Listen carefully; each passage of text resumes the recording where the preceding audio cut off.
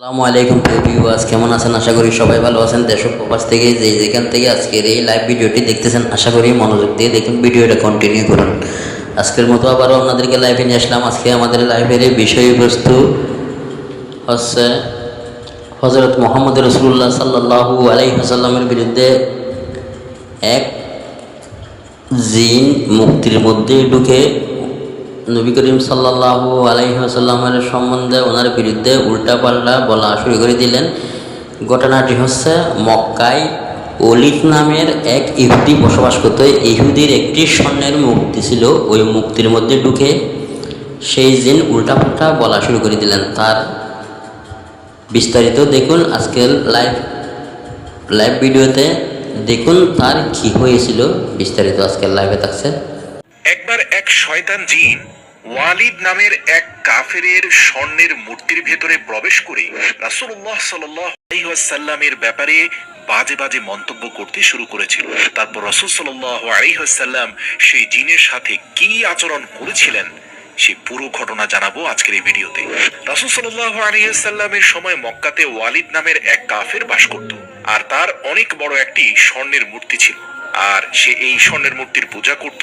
আর এই কাফের ওয়ালিদ হাটে ঘাটে মাঠে ময়দানে সব স্থানে রাসূল সাল্লাল্লাহু আলাইহি সাল্লামের বিরোধিতা করে আসছিল। একদিন ওয়ালিদ নামের সেই ব্যক্তিটি তার মূর্তিকে নাড়াচাড়া করতে দেখল। এমনকি একটা পর্যায়ে সেই স্বর্ণের মূর্তি তার সাথে কথা বলতে শুরু করলো আর বলতে লাগলো, হে মানুষ, তোমরা জেনে রাখো মুহাম্মদ সাল্লাল্লাহু আলাইহি সাল্লাম কখনো আল্লাহর নবী নন। নাউযু বিল্লাহ। এরপর সেই জিন আরো বলে, এজন্য তোমরা তার কথা কেউ বিশ্বাস করবে না এবং তার সাথে কোনো সম্পর্ক স্থাপন করবে না। এটি শুনে কাফের ওয়ালিদ মহা খুশি হয়ে গেল এবং বাইরে এসে চিৎকার চেঁচামেচি করে তার সকল কাফের সাথীদেরকে আসতে বলল এবং বলতে থাকলো, আমার মাবুদ আজ আমার সাথে কথা বলেছে, পরিষ্কার ভাষায় কথা বলেছে, বলেছে মোহাম্মদ আল্লাহর রাসূল নয়। এটি শোনার পর তার সাথীরা ঘরে আসলো এবং সত্যি তারা মূর্তির মুখ থেকে কথাগুলো শুনে একদম আশ্চর্য হয়ে গেল এবং এই মূর্তির প্রতি তাদের ঈমান আরো বেড়ে গেল। খুশি হয়ে একে অপরজনের কাছে বলতে থাকলো এবং মুহাম্মদ সাল্লাল্লাহু আলাইহি সাল্লামের বিরোধীরা একজোট হতে থাকলো। তাদের অন্তরেও রাসূল সাল্লাল্লাহু আলাইহি সাল্লামের প্রতি ঘৃণা আরো বাড়তে থাকলো। পরের দিন ওয়ালিদ সকল মানুষজনকে ডেকে তার সেই ঘরের একটি বৈঠকের আয়োজন করলো, যাতে হাজার হাজার মানুষ তার মূর্তির কথাগুলো শুনতে পারে। যখন বিশাল বড় বৈঠকের আয়োজন করা হয়, সেখানে মুহাম্মদ সাল্লাল্লাহু আলাইহি সাল্লামকেও দাওয়াত দেওয়া হয়, যাতে প্রকাশ্যে সবার সামনে মুহাম্মদ সাল্লাল্লাহু আলাইহি সাল্লামকে অপমান করা যায় সেই নিষ্প্রাণ মূর্তির কথা শুনিয়ে। এরপর রাসূল সাল্লাল্লাহু আলাইহি সাল্লাম সেখানে তাশরিফ নিয়ে গেলেন। মজার ব্যাপার, যখনই সেখানে উপস্থিত করা হলো মূর্তিটিকে এবং বলা হলো, হে আমার খোদা, তুমি বলো মুহাম্মদ সম্পর্কে তোমার কি বলার আছে। নাউযুবিল্লাহ। সেই মূর্তিটি সবাইকে অবাক করে দিয়ে বলতে থাকলো, এই মক্কাবাসী, তোমরা ভালো করে জেনে রাখো যে হযরত মুহাম্মদ সাল্লাল্লাহু আলাইহি ওয়াসাল্লাম আল্লাহর রাসূল, তার কথাই সত্য এবং তার দিনই চিরস্থায়ী। তোমরা এবং তোমাদের সাথীরা খুবই মিথ্যাবাদী আর চক্রান্তে লিপ্ত, আর এই মূর্তিটি তোমাদেরকে গোমরাহ করেছিল।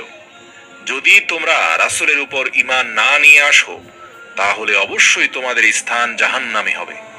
তোমরা শুধুমাত্র তোমাদের বিবেককে কাজে লাগিয়ে এই মুহাম্মদুর রাসূলুল্লাহর প্রতি ঈমান নিয়ে আসো।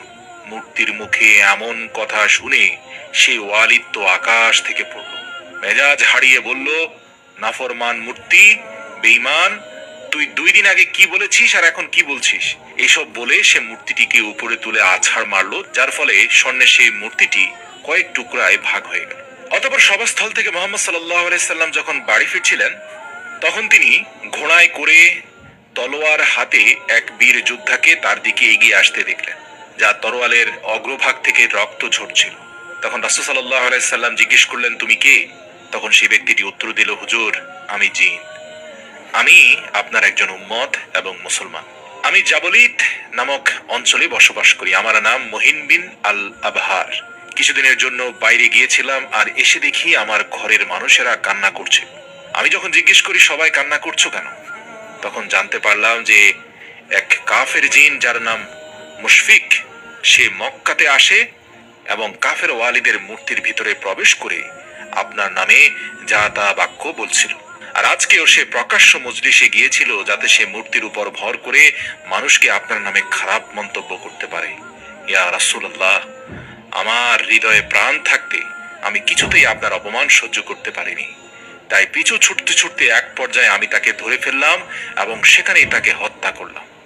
তারপর আমি নিজেই সেই মূর্তির ভিতরে প্রবেশ করে দু জাহানের বাদশাহ মুহাম্মদুর রাসূলুল্লাহ সম্পর্কে সঠিক বাক্য মানুষকে শুনিয়ে দিলাম। অতঃপর মুহিন বিন আবহার নামক এই জিনের মুখ থেকে এই কথাগুলো শুনে রাসূল সাল্লাল্লাহু আলাইহি সাল্লাম অত্যন্ত খুশি হয়ে গেলেন এবং সেই আবহার জিনের জন্য দোয়া করলেন। রাসূল সাল্লাল্লাহু আলাইহি সাল্লাম জিনদেরও নবী ছিলেন। এ নিয়ে পবিত্র কোরআনে একটি সূরা রয়েছে, সূরাতুল জিন।